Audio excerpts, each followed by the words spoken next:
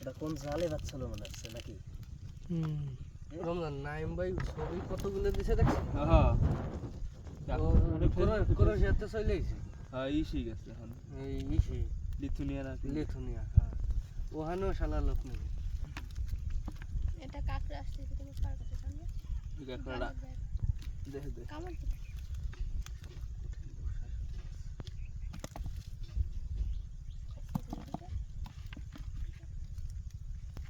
এই রুম দিয়ে টুপি সার্থক কি জানো